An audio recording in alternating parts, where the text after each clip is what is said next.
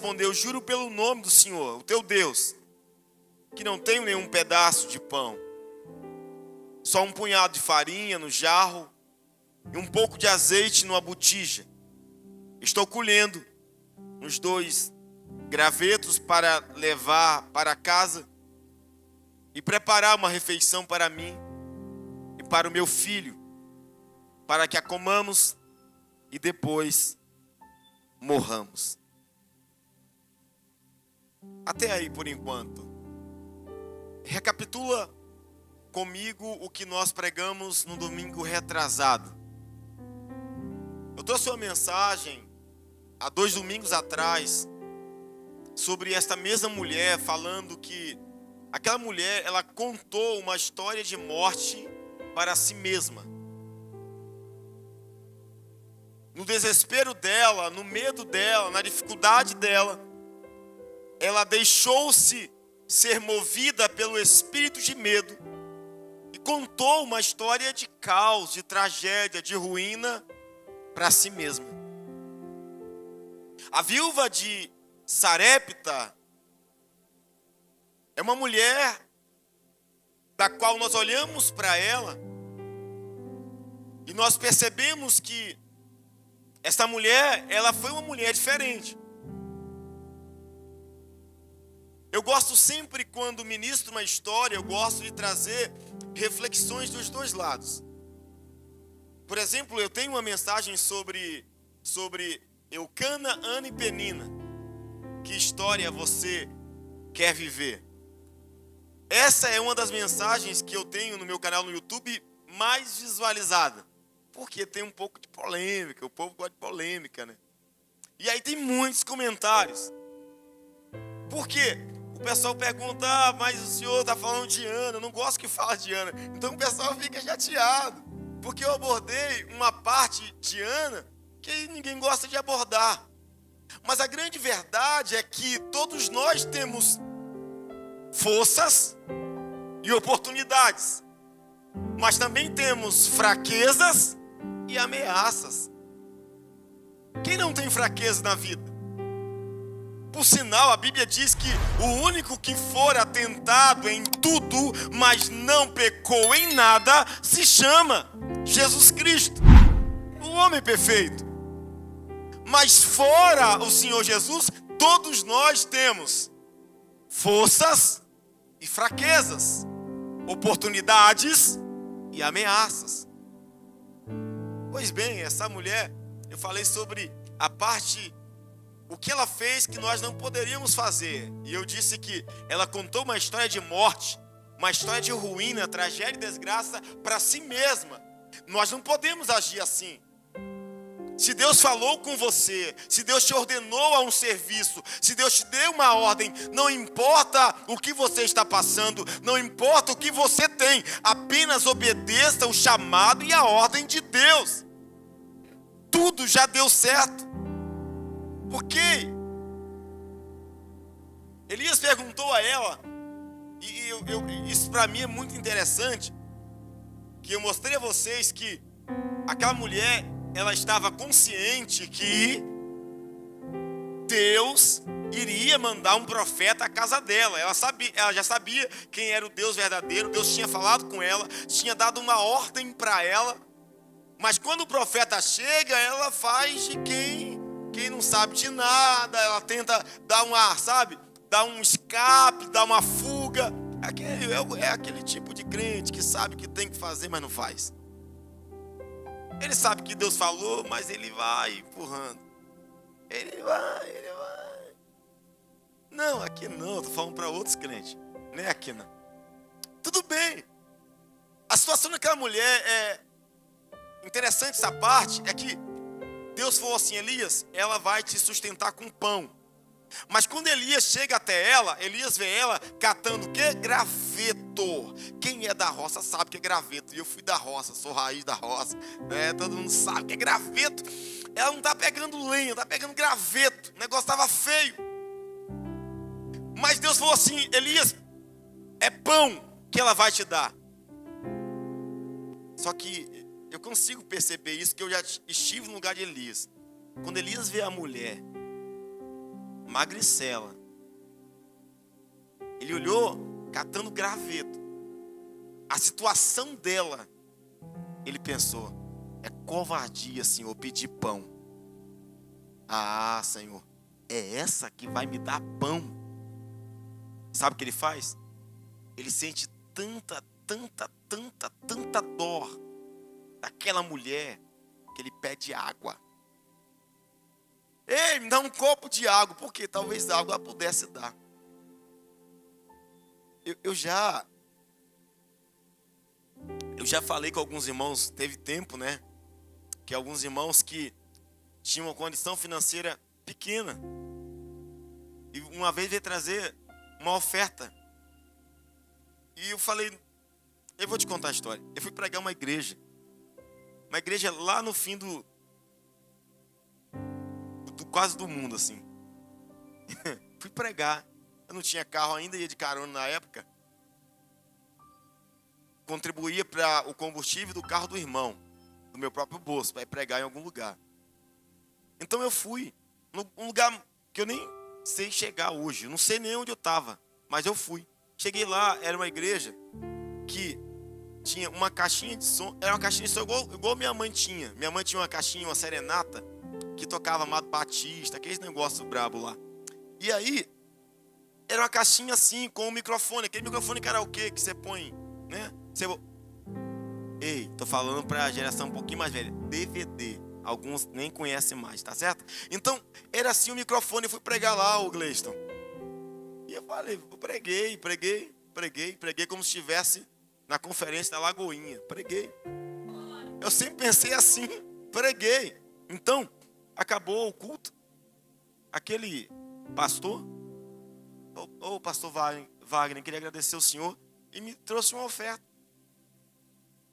Ele falou, não tenho muito, mas queria abençoar a sua vida. Nossa, na hora que ele falou isso, eu pensei igual Elias. Não posso aceitar a oferta do senhor. Não dá para receber sua oferta. Só que eu aprendi princípio de oferta.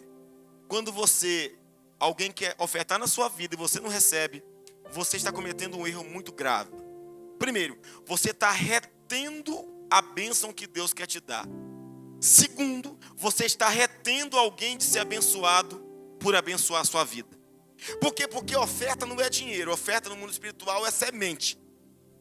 Então, quando você diz assim para alguém, não precisa me abençoar, você está dizendo bem assim no mundo espiritual, não precisa plantar, eu não quero que você colha nada. Eu aprendi isso, é por isso que eu te ensino a plantar. Você acha que eu estou falando de dinheiro, né? Não, eu estou falando de aprender a plantar. Plantar. A gente plantava no mundo, por isso colhemos o mundo que colhemos. E o fruto que colhemos no mundo nos trouxe para a casa de Deus. Tá bom? A gente plantou tanto no mundo, o mundo nos chicoteou tanto que a gente correu aqui para a casa de Deus. Aqui não quer plantar nada.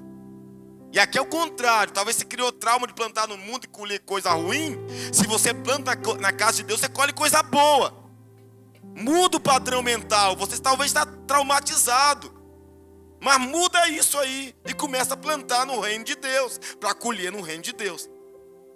Sabe o que eu fiz? Eu peguei aquela oferta e olhei, irmãos, 10 anos atrás, R$60 que ele estava ofertando da minha vida.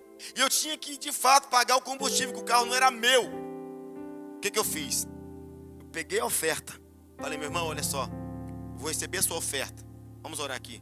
Pai, eu agradeço pela oferta do presbítero tal, mas agora essa mesma oferta que eu recebo, Senhor, abençoe ele, multiplique sobre ele, e agora eu pego essa oferta e transformo em uma semente e planto na vida dele de novo. Devolvi ele, mas devolvi em forma de ofertar novamente na vida dele. Nós precisamos ter um conceito diferente da vida. Elias pediu água, sabendo que seria pão. E você sabe que a história dela foi, eu juro pelo nome do seu Deus, eu não tenho pão, eu não tenho comida, eu estou catando graveto, eu vou fazer um bolinho para mim e para o meu filho, vamos comer e morrer. Essa é a história dela. Deixa eu te falar, novamente, pare de contar história de desgraça para a sua própria vida. Conte uma história melhor para você. Eu poderia repetir a mesma pregação agora, mas eu preciso pregar uma outra pregação. Mas você precisa contar uma história melhor, sabe por quê? Porque muitas vezes nós somos movidos pelo que estamos vendo. E aí a programação neurolinguística vai dizer que mapa não é território, mapa é uma representação. Por exemplo, você abre um mapa mundi, você vê o quê? O mundo todo. O mundo todo está representado no mapa, mas aquele mapa não é o mundo todo. O que você está vendo hoje no cenário da sua vida é uma representação de uma possível realidade que a sua mente acha que é uma realidade. Aquela mulher estava vivendo um cenário difícil, onde ela pensava que aquele cenário era a realidade dela, era o final dela, era o destino dela. Mas escute bem, o que você está passando hoje é simplesmente passageiro.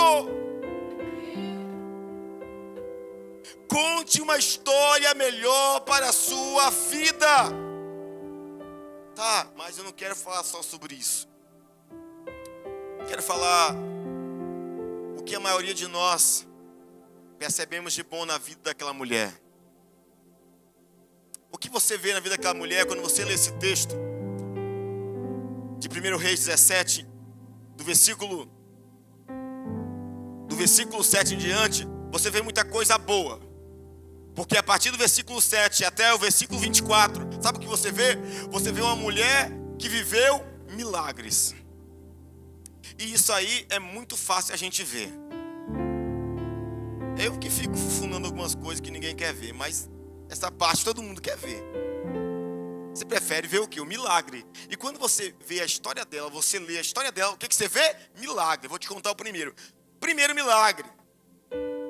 Ela viveu o milagre extraordinário da multiplicação da farinha e do azeite. A mesma mulher que não queria contribuir, compartilhar o pão, o bolo com o profeta, ela teve coragem. Ela arrancou coragem de onde não tinha, venceu o espírito de medo e fez o que o profeta disse. Ela foi lá, preparou um bolo, tirou a primeira parte para o profeta, e a Bíblia diz o seguinte, eu gostaria que você lesse comigo agora, por favor, o versículo 13. Elias, porém, lhe disse: não tenha medo, vá para casa e faça o que disse, mas primeiro faça um pequeno bolo com o que você tem e traga para mim, e depois faça para você e para seu filho. Pois assim diz o Senhor, o Deus de Israel: a farinha na vasilha não se acabará, o azeite na botija não se secará, até o dia em que o Senhor fizer chover sobre essa terra. Ela foi e fez conforme Elias lhe dissera. E aconteceu que a comida durou muito tempo para Elias e para a mulher e sua família, pois a farinha na vasilha não se acabou e o azeite na botija não se secou, conforme a palavra do Senhor proferida por Elias. Escute bem, no começo foi difícil ela obedecer? Foi, mas ela obedeceu. E eu entendo que para alguns crentes como nós, nesse tempo atual, às vezes você começa a caminhar e parece difícil obedecer o que você não conhecia antes. Você achava que no mundo ofertar era dar dinheiro, mas agora a Bíblia diz que ofertar, que dar dinheiro, não é dar dinheiro. Dar dinheiro é o quê? Ofertar. Você achava que no mundo fazer alguma coisa por alguém era caridade, simplesmente por caridade. É uma obra boa que eu vou fazer. Mas no reino de Deus, a Bíblia diz que aquele que ajuda o pobre, ajuda a Deus. Ou seja, no reino de Deus, tudo é feito para Deus. Quem está comigo? Pois é. Parece que demorou um pouquinho, ela dá uma largada, o motor pegar, mas pegou, o motor da fé pegou. Meu irmão, tem uma hora que tem que parar com esse negócio, tem uma hora que tem que parar de duvidar, tem uma hora que tem que parar de reclamar, tem uma hora que tem que parar de contar desgraça o tempo todo para a sua vida, tem uma hora que você como crente tem que parar de contar só coisa ruim, só de ver demônio, ver capeta, ver todos os demônios do mundo. Tem uma hora que você tem que parar, obedecer e começar a ver Jesus. Quem está aqui comigo? Amém. Vamos lá. O segundo milagre extraordinário que nós percebemos facilmente, que aquela mulher viveu, foi no momento que ela achava que estava tudo bem, ela estava comendo bem, tinha multiplicação em casa, aí aconteceu outra tragédia. Pum! O filho morreu. Aí você fala, rapaz, vida de crente, meu Deus. Por que Deus permite que algumas coisas aconteçam? Deus é um Deus estratégico. Deus é um Deus que está olhando para nós. E Ele está didaticamente nos ensinando a passar por momentos fáceis e difíceis da vida. E vamos perceber que ela venceu o medo da morte. O seu filho ressuscitou, diga amém. Versículo 17, confira comigo aí. Algum tempo depois, o filho da mulher, dona da casa, ficou doente. E foi piorando e finalmente parou de respirar. E a mulher reclamou. Por que tem crente que logo esquece o que Deus fez? Ela é a mesma mulher esquelética, magricela, que estava morrendo de fome. Ela é a mesma mulher que Deus estava multiplicando azeite e farinha por anos. Mas aí apertou de novo o calo, o que ela faz? Reclamou. Deixa eu te falar um negócio. Quando você passar por um momento difícil, antes de reclamar, para um pouquinho e reflita em tudo que Deus já fez na sua vida. Reflita. Não podemos sofrer com amnésia espiritual. Reflita. Ela reclamou, mas vamos lá. Ela vai de novo começar a melhorar, a voltar para a fé. Ela reclamou. Que foi que eu te fiz, ó homem de Deus? Vieste para lembrar-me do meu pecado e para matar o meu filho? Ela está dizendo o seguinte: a culpa é sua, Elias. Nós temos o hábito nocivo de culpar outros o tempo todo por nossos fracassos. Eu te faço uma pergunta: o que você tem ganhado com essa atitude de culpar as pessoas por tudo que acontece na sua vida? E eu te falo outra coisa: nós temos um problema terrível. Se acontecer alguma coisa errada conosco, na hora eu tenho um culpado para apontar. Mas quando acontece alguma coisa boa, eu esqueço quem eu devo honrar. Eu posso repetir? Quando acontece algo errado em nossa vida, ligeiramente caímos em si de forma errônea em culpar alguém. Eu já sei quem é o culpado, pum, na hora. Mas quando tudo dá certo, quando eu prospero, quando eu cresço, quando eu avanço, quando a porta do trabalho se abre, quando o din-din começa a jorrar, quando o casamento chega, não lembramos de alguém para honrar. Não, eu cheguei sozinho. Foi mesmo. Versículo 19. O profeta disse a ela: dê-me o seu filho. Respondeu Elias. Ele o apanhou dos braços dela, levou para o quarto de cima onde estava hospedado e pôs na cama. Então clamou ao Senhor: ó Senhor meu Deus, trouxeste também desgraça sobre esta viúva com quem estou hospedado, fazendo morrer o seu filho. Elias ficou tão transtornado que também está perguntando a Deus o seguinte: Deus, não foi culpa minha não, mas será que foi sua? Você conhece esse vício, o vício do jardim do Éden? Adão, o que você fez? Foi a mulher que tu me deste. Eva, o que você fez? Foi a serpente. Serpente, o que você fez? Foi o diabo. Diabo, o que você fez? A gente gosta a gente vai arrumando culpado. Fala, Satanás, o que é que você fez? Aí ele está lascado, só sobra. Tem outro pior. Então, vamos embora. Elias perguntou ao Senhor, então... Ele se deitou sobre o menino 3 vezes, clamou ao Senhor: ó Senhor meu Deus, faze voltar a vida a este menino. O Senhor ouviu o clamor de Elias, a vida voltou ao menino e ele viveu. Então Elias levou o menino para baixo, entregou-a à mãe e disse: veja, seu filho está vivo. Então a mulher disse a Elias, aqui muda tudo novamente. Ela disse: agora sei que tu és um homem de Deus, e que a palavra do Senhor vinda da tua boca é verdade.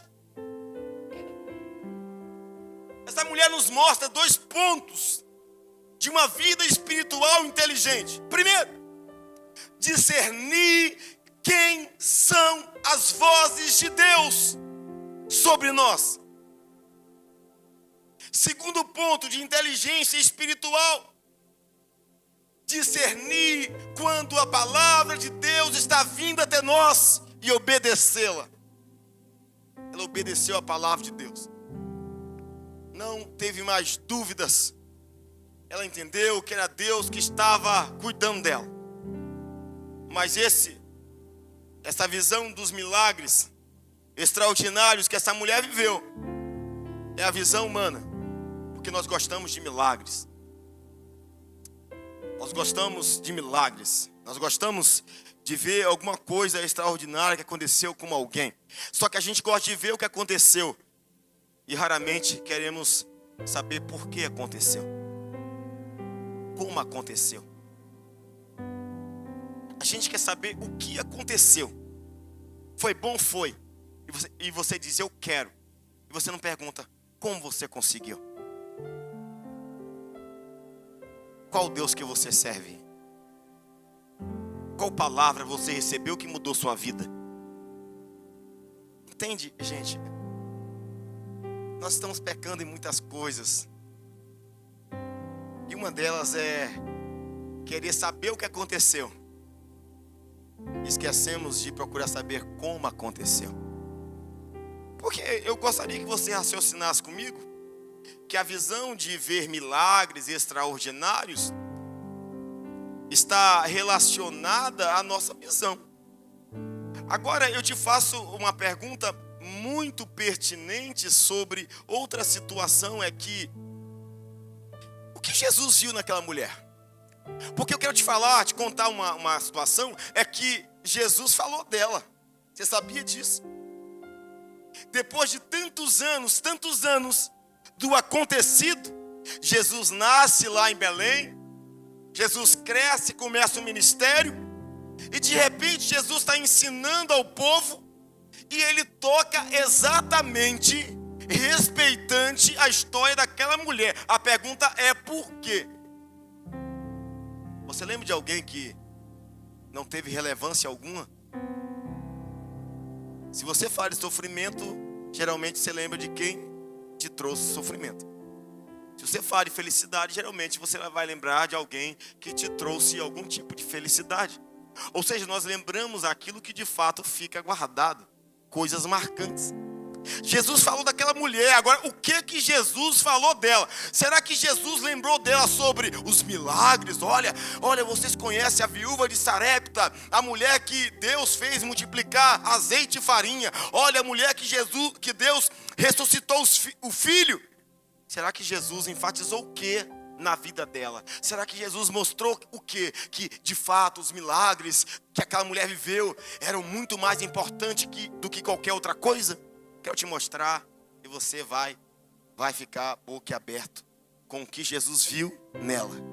É Lucas 4, versículo 25. Glória a Deus. Lucas 4, versículo... Vamos 24 também. Versículo 24 também. Isso. Vamos lá. Quero te mostrar algo aqui. Continuou Jesus falando. Jesus disse: digo a verdade. Pronto. É uma verdade, não é irrefutável, é inquestionável. Digo a verdade. nenhum profeta é aceito em sua terra. E você pode mudar isso também, nenhum profeta é aceito na sua casa. E aí vai vir alguns versículos, pode deixar aí, mas já vi alguns versículos sobre isso, que em João 4,4, Jesus disse, porque Jesus mesmo testificou que um profeta não tem honra na sua própria casa. Mateus 13,57, Jesus disse, escandalizavam-se de Jesus. Jesus, porém, lhe disse, não há profeta sem honra, a não ser na sua pátria e na sua casa. Precisamos nos atentar que nesse momento Jesus está advertindo o povo, da onde, pastor? O povo de Nazaré. Jesus crescer em Nazaré. O filho do carpinteiro, o filho de José, cresceu ali. Mas agora quando os seus conterrâneos, quando o seu povo o vê falando de milagres, maravilhas e poder sobre seu Messias, sabe o que o povo que conhecia Jesus disse? Quem é esse aí que está falando isso? Esse por acaso não é o filho de José, ou do carpinteiro lá? Esse aí não é Jesus que cresceu aqui com a gente? Como ele agora está falando de coisas maiores, de coisas celestiais? Vamos lá? Quem está aqui? Continuou ele. Diga a verdade, nenhum profeta é aceito em sua própria terra. Asseguro a vocês que não havia, olha que Jesus está falando, vai lembrar da mulher, da viúva de Sarepta. Asseguro a vocês, garanto a vocês, que havia muitas viúvas em Israel, no tempo de Elias, quando o céu foi fechado por 3 anos e meio, e houve uma grande fome em toda a terra. Para aí, não pula agora não. Jesus está lembrando ao povo de Nazaré aquela cena do profeta Elias, que viveu o tempo que por 3 anos e meio não chovia. Jesus está falando o seguinte, olha, quando Elias passou por esse tempo difícil, de seca, havia muitas outras viúvas em Israel. Quer dizer o seguinte, Jesus está falando, havia muitas viúvas também necessitadas, também passando dificuldade em Israel. Onde é Israel? No povo de Deus. Jesus está falando, olha, no tempo de Elias, tinha muitas viúvas entre o povo de Deus que também estavam passando por necessidades, entre os crentes, para nós hoje. Agora, preste atenção. Vamos. Contudo, Jesus disse, Elias não foi enviado a nenhuma delas, senão a uma viúva de Sarepta, na região de Sidom. Queime os seus neurônios, pense sobre isso. No popular, Jesus está falando, olha, no meio do povo do meu pai, do Senhor, no tempo da seca, quando Elias vivera, havia muitas viúvas lá em Israel. Contudo, o meu pai, Deus, não enviou profeta entre o povo dele. Deus preferiu enviar o profeta Elias à casa de uma mulher que morava em uma cidade estrangeira, que adorava outros deuses. Por quê? Por que Deus não enviou o profeta para ser alimentado pelas mulheres crentes da época? Por quê? Por que Deus prefere enviar o seu profeta para ser cuidado por uma mulher estrangeira que nem conhecia Deus direito? Por quê? Vou te fazer mais algumas perguntas. Por que tem muitos de nós na igreja que não conseguem contemplar maravilhas de Deus nesse tempo? Por que Deus tem que chamar um monte de gente que está lá fora para fazer o que os crentes não querem fazer mais. Por quê? Responda isso a você mesmo. Jesus está falando, eu vou parafrasear. Jesus está falando, meu pai preferiu contar com alguém de fora, que por mais que não conseguisse entender, mas ia obedecer, do que contar com pessoas que estavam no povo dele, mas não amava ele, não servia a ele, não obedecia a ele.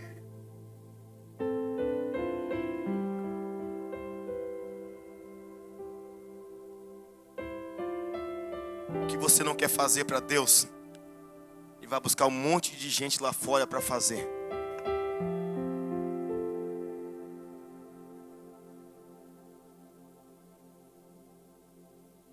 Aquilo que você está aí nessa mesquinhagem de entregar para Deus sua vida, seu coração, sua história, fica nessa que Deus pensa.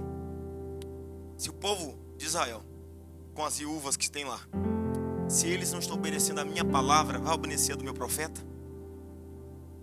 Se eles não me respeitam como Deus, vai obedecer o homem Elias? É isso que Deus está falando. Se eles não estão nem aí para mim, eles vão honrar um homem que eu enviei?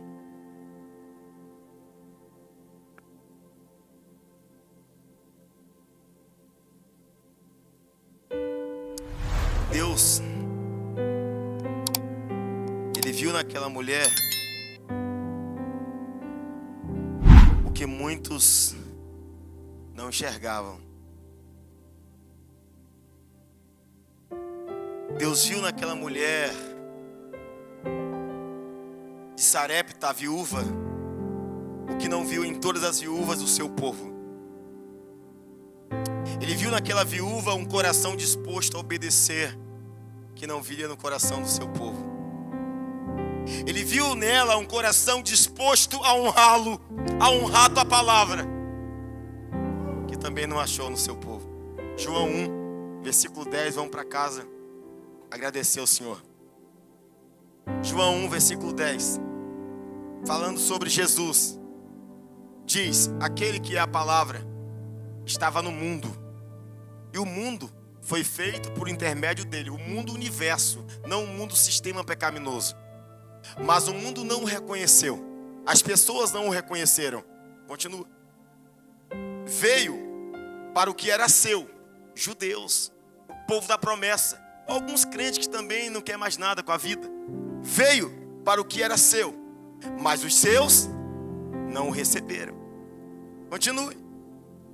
Contudo, aos que o receberam, aos que creram em seu nome, deu-lhes o direito de se tornarem filhos de Deus.